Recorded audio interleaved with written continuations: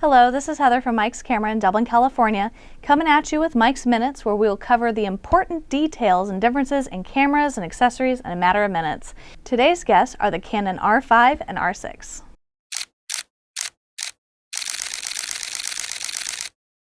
As you have heard across all photography news, not to mention the R6 win for Camera of the Year 2020, Canon is fighting strong with their newest full-frame mirrorless cameras, the R5 and R6.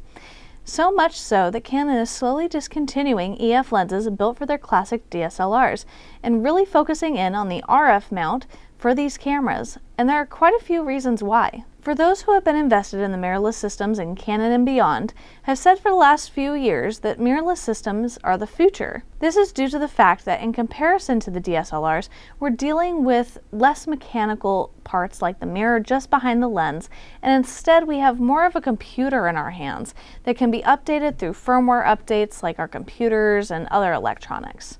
Not only does this give us a more compact option, but it also gives us a longer lifetime for our investments. Canon is so committed to the mirrorless system now that they took their ideas and concepts for what would have been the 5D Mark V, and instead of making a DSLR, they created the R5 instead.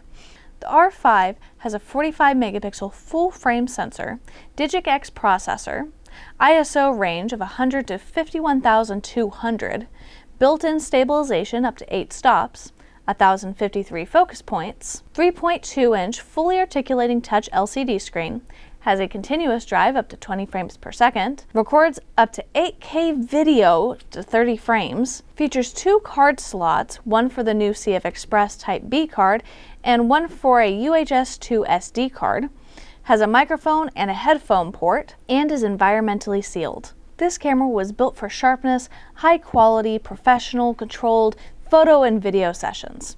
The megapixels will allow you to get tack-sharp images, while the 8K video will blow your mind. For those who do studio work, portraits, weddings, events, and landscapes that you would like to be able to see in extreme detail up to a large-scale print, this camera is for you. As for the R6, this camera is built to be a 6D Mark III, and while it does have a fewer megapixel count, just remember a higher number isn't always better. The R6 has a 20 megapixel full-frame sensor, the Digic-X processor, ISO range of 100 to 102,400, built-in stabilization up to 8 stops, 1,053 focus points, 3-inch fully articulating LCD screen, also has the continuous drive of 20 frames per second, records up to 4K video up to 60 frames, features 2 UHS 2 SD card slots, has the microphone and headphone port, and is also environmentally sealed. With the 20 megapixel count on this camera, it will excel in low light situations in comparison to the R5.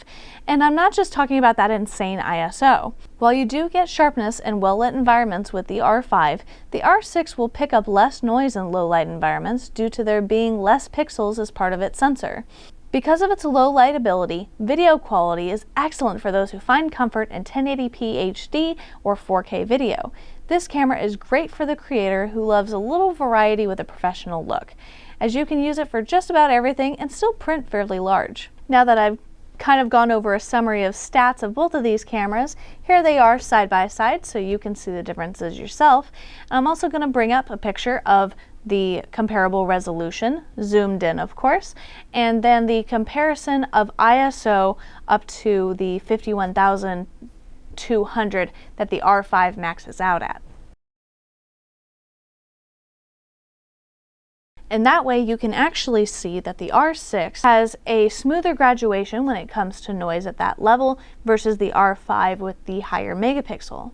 Did I mention that both cameras have the ability to not only offer human eye autofocus, but animal eye autofocus as well? This feature alone convinced me that Canon is fighting hard in the mirrorless game, and they are not going down easy. So rest easy, Canon capturers. This brand isn't going anywhere anytime soon. Tell us in the comments below which camera model would fit your niche, the R5 or the R6, and let us know what you would like to see on the next Mike's Minutes.